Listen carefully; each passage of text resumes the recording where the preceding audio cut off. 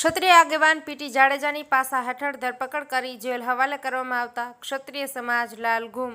ક્ષત્રિય આગેવાન પીટી જાડેજાની સામે લગાવવામાં આવેલા પાસાની કલમ હટાવવા જેતપુર મામલતદારને શ્રી રાજપૂતના ક્ષાત્ર વટ ગ્રુપ તેમજ જેતપુરના પ્રમુખ જયદેવસિંહ ઝાલા અને ક્ષત્રિય ભાઈઓ તથા મહિલા આગેવાનો દ્વારા આવેદનપત્ર આપવામાં આવ્યું હતું।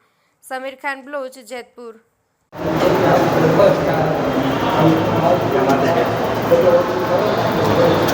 હાલમાં જે પીટી જાડેજા સાહેબની જે ધરપકડ કરી છે સરકારે, જે પાસાની કલમ લગાડી છે, તો અમારે જેતપુર રાજપૂત ક્ષત્રિય સમાજ વતી અમે આવ્યા છીએ અને અમારું કહેવાનું એટલું જ છે કે પીટી જાડેજા સાહેબને એક તો જામીન મળવા જોઈએ અને બીજું કે એની પાસાની કલમ હટાવવી જોઈએ। કોઈ એવો મોટો ગુનો નથી કર્યો એને, જેને તમે જામીન પણ નથી આપતા અને પાસાની કલમ લગાડેલી છે, અને એ અમારા સમાજ માટે હરેક જગ્યાએ ઉપયોગી છે અને સારા આગેવાન છે। અને સમાજમાં ઘણા સમૂહ લગ્ન છે, ઘણા મોટા આયોજન છે જે પીટી જાડેજા સાહેબ કરે છે। તો અમારી સરકાર માટે એટલી જ માંગ છે કે ભાઈ એ લોકો એને જામીન આપે અને કલમ હટાવે।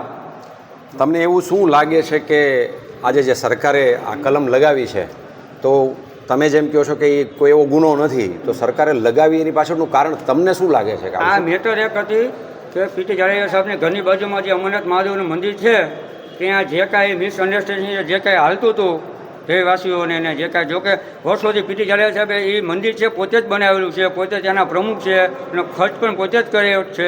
અચ્છા, મંદિરવાળી આ જે ઘટના છે, જે બન્યું છે, કાંઈ પણ જૂનું છે, કેટલો સમય થયો હશે?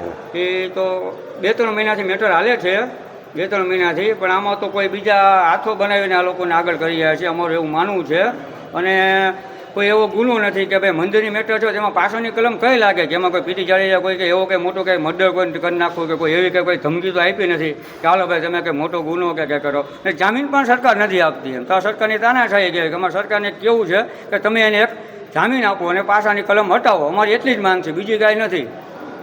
આજે તમને એવું લાગે છે કે એ સમાજને સંગઠિત કરી અને સરકારને પ્રશ્નો પૂછે છે એટલે પણ આવું એની સાથે કરવામાં આવ્યું હોય? હા, એવું પણ હોઈ શકે કે કારણ કે પીટી જાડેજા સમાજ માટે સમૂહ લગ્ન છે, ભૂચરમોરીમાં સાતમરે બહુ મોટું ભવ્ય આયોજન કરે છે, એ સિવાય પણ ઘણા છે જ્યાં પીટી જાડેજા આવે છે ને જે નીડર છે અમારા નેતા, જેમ કહેવાય કે નીડર નેતા છે, કોઈથી બીતા નથી।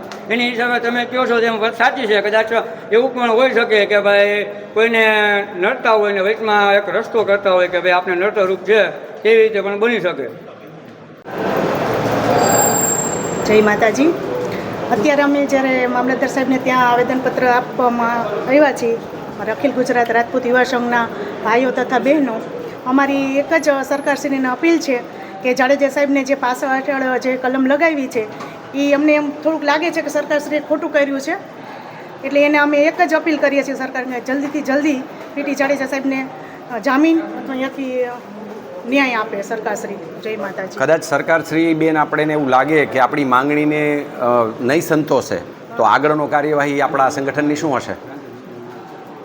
તો આગળનું કાર્યવાહી તો હવે અમારા સમાજના હરેક જિલ્લામાં, તાલુકામાં બધે આવેદનપત્ર આપ્યું છે અને અમને એવું લાગે છે કે અસ્મિતા આંદોલન જ્યારે થયું ત્યારે જાડેજા સાહેબ ખૂબ જ અમારી સાથે સપોર્ટમાં આગળમાં હતા, એનો ખાર રાખી અને એવું લાગે છે કે આમાં એને બધા સાથે મળીને કંઈ કલમ લગાડી હોય એવું અમને થોડુંક શંકા લાગે છે, એટલા માટે અમે અપીલ કરવા આવ્યા છીએ। બાકી તો અમારે કોઈ બીજી કોઈ દુશ્મની કે કંઈ હોય એવી નથી।